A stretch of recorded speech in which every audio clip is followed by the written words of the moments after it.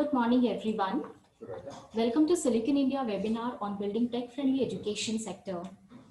Today, we'll be talking about how technology is helping advance the education sector in the current pandemic times, where the need of technology is more than ever. Silicon India is playing an important role in enabling this technology integration into education through our magazine and various webinars and seminars. Silicon India, which is a 23-year-old media firm, has been playing an important role in bringing the industry and the academia together and letting them collaborate, talk, discuss, and understand the pain points of the industry and then find a solution which is appropriate for the respective industry. Professor Madhu is the director on TA Pi Chairperson of Finance, TA Pi Management Institute, Manipal.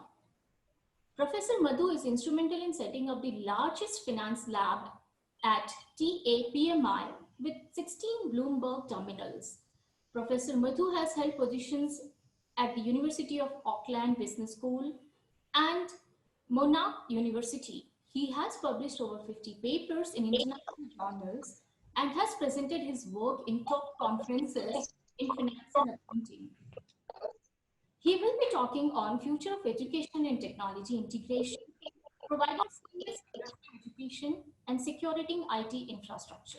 Question in the US media that asked was, do the students really value the sort of pricey degrees that they get enrolled in? And is it actually worth if the degree is done remotely? To which a student apparently responded, it's like, booking a front row seat for Beyonce concert and then that being done a live stream. Why is it relevant to our sort of education sector? Education institutions have always thought that this sort of technological shift is not going to impact us. So again, if I go back to the Wall Street Journal for 1 second, they actually talk about 70 of the 85 top institutions in the world, which have been there since 1520. They've actually gone through shifts, but they thought this sort of change is not going to have any impact. We have multiple regulators on for medical council, the ACTE under which we come in, which is the technical sort of education, then so also regulators are there, right? And on top of that, you also have this informal system where people go for coaching. So whether it's a JEE or a medical exam or IS, so all of that also happens in this country in huge scale. So the market is growing rapidly. I mean, the most recent statistic will tell you that, from 247 million, we're almost hitting close to $2 billion. And the outcome means that there's increased amount of usage, significant users from 1.5 odd million to close to 10 million in 2021. There were roughly 2,500 startups maybe 10 years ago. Pretty much every year there is roughly 150 to 200 new startups happening. So there's a massive amount of growth happening in this sector. And Indians are the second largest consumers. In India is the only country that I know of where a student has also to be placed, particularly in a business school. You do an MBA and you have to be placed. It's actually a really positive disruption. It also now is going to force two sets of people. One is, how is the training being imparted, or if you like, the professors, and I wouldn't use the word teachers, I would say professors, are actually going to be doing the training in class. And how are the learners receiving this knowledge? In many parts of the country, a student population may not have great bandwidth. There are definitely challenges that we're going to face, but be that as it may, this is the new normal, right? So we have to restructure this entire education system. There is a lot of government initiatives that has been happening the last 2-3 years. So one of the things the government has done is they have this one-stop portal called Sakshat, which is where they upload all of the high quality e-content, all disciplines and subjects, suitable pedagogical methods that come into various courses, virtual labs, sort of access tools, open material, do you have interactive knowledge? I mean, this is an extremely challenging task for faculty because you are now going to be talking to 40, 50 different people sitting in different parts of the country, but you've got to be able to have a conversation with them. And the attention span of this generation of students is not even 5 minutes. But why is this gaining popularity in India? So have a look at internet penetration. Would you have thought 15 years ago that everybody, even in small villages, would have internet? Would you have thought 15 years ago there'd be a smartphone revolution of penetration? Would you have thought about time? Would you think about what sort of quality education I'm getting? And I'm sitting in my office and I can actually get education, right? I can do a D2D, a device to device. And maybe the corporates of the world, corporate India is looking at the situation and saying, hey, this is not bad because I can have my employee work. I can also have my employee trained by the best business schools on business, on executive education. I mean, almost 60% of the world student population is affected. I think the number was close to a billion people. Most governments in the world have completely shut down education institutions around the world, and that includes the top schools throughout. We have to obviously now have a relook at a model. And this is a great opportunity for universities to really, we've been playing a catch-up game with the industry. So the industry tends to move really fast, right? Because they have to adjust to the needs of the consumer. So one is we have to go back and reevaluate the model that delivers. Now, because the mobility is under obvious threat, there is no question. The transition needs to happen. It is a completely new learning environment, and therefore it has to be seamless. We obviously look at resources, and again, the previous panelist spoke about resources, and I will show you very quickly what we're doing at TAPME and Manipal. The conventional models will not become obsolete, but what is certainly going to happen, where I agree with him, is that there is going to be significant challenges for a faculty where they will really have to adjust and accept the fact that traditional in-person learning, which is what a faculty actually does a great job, is going to be complemented with this new learning model. Exams and assessments, we are trying lots of different ways to do online examinations, proctored examinations through multiple, several IIMs have got used to certain approaches. So we're also talking to them about how could we do exams in different cities in the country. The students are doing internships now. Remote learning is obviously becoming sort of more mainstream. The brick will not be replaced by a click. And that's what I'm trying to tell you, that, the brick mortar classroom will resume, but yes, they will be technologically enabled. Obviously, it's a new paradigm, no question about it. Security is paramount. We want to make sure this model is sustainable. We also want to ensure access. Access and right to education is critical. And I know that many of my students also, they're in very, very far-flung areas. For example, in some villages in Kerala, where they don't have the bandwidth, they don't have broadband facilities at all, and they're not able to connect more than 5 minutes. Definite problem. So what are we doing? We're recording all of the lectures. We bought unlimited space in cloud. We're posting all the lectures there. They can download, it'll stay for as long as they want, the lectures will stay. We have no space issue. So identify correct lawful purposes. And this is also an issue when it comes to technology, right? It's compliant with privacy laws. We're not only saying that we look at faculty, but we also have to educate the students, parents. First is we have restructured the entire infra for online delivery, right? Because we know this is not going to be a one-year game. We are in for a long haul. So we basically have got the best bandwidth, connectivity. We have multiple vendors now doing all of this.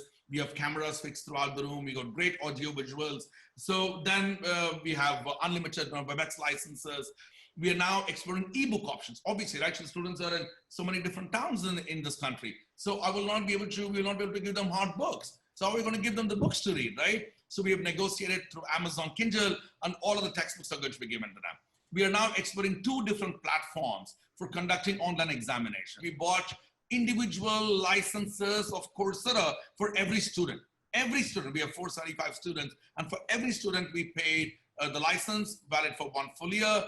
It gives them thousands of courses from Duke and Princeton and Stanford and Harvard and other top schools. But we have also told them, we want you to do these courses. So we have actually picked up clusters of courses that we think it's necessary for them, right? So we are telling them, listen, you're doing your internship, but we don't want you to sit idle.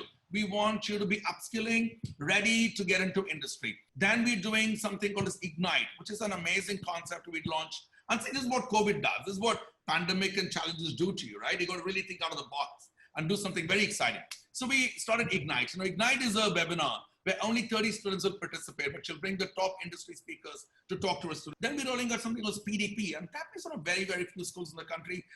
We consider this not as an expenditure, but to us is a very strategic investment. So we're almost creating a real world of interview situation for our students. We have also set up in the campus, in a beautiful campus in Manipal, where we have online placement processes. We said this year, term 3 examinations will not happen. We'll evaluate you based on your internal performance. The faculty interaction at this point is so critical, not just guiding them on the projects, on their internships, but also just having a chat with them. There is going to be a huge learning on technology platform that's going to happen in the coming time. But what about the lab works, say experimentation, incubation, accelerations. So there are many startups which are coming from these centers. How is it going to impact these communities of students and startups, and what institutes can do to enable that seamless lab experience? IIT Bombay yesterday have announced that the entire first year is now going to be done online.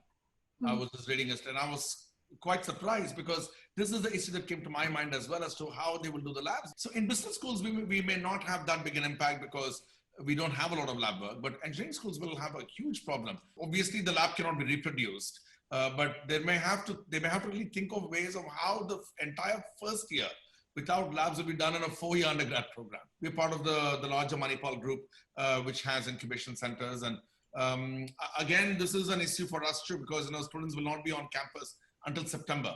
At least the government is saying that they will revisit the matter middle of August and then give a direction to all schools. So if the students do come back in September, I think things should get better.